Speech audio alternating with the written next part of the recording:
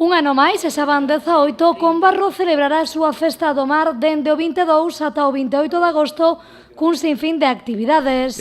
O programa, como dixen antes, o programa da Festa do Mar son tres eixos fundamentales: os encontros de embarcacións tradicionais, que é o alma mater da festa, a gastronomía e os concertos que se van a celebrar na Praza de Chousa, ademais das actuacións musicais que haberá para longo de todo o Combarro e tamén dentro da Pipa Carpa coa canción mariñeira. Unha festa que neste 2018 se investirá un total de 170.000 euros e que celebrará os seus días grandes na fin de semana. En canto ao programa, pois nós, como sempre, isto comeza o viernes pola tarde con unha arribada de barcos, un día así bastante máis tranquilo, tal e cual, pero o día fuerte ven sendo o sábado, neste caso que é o sábado 25, non é?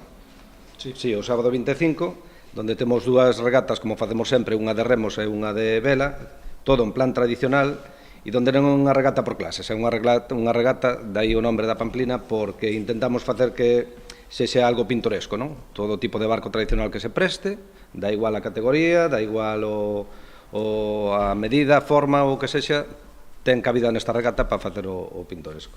Unha cita onde a música estará moi presente coa Armadiña Rock con actividades e concertos para todas as idades e todos os gustos. Facemos actividades de todo tipo, para todo tipo de públicos, inda que no cartel do Festival Pon que arrancamos o venres.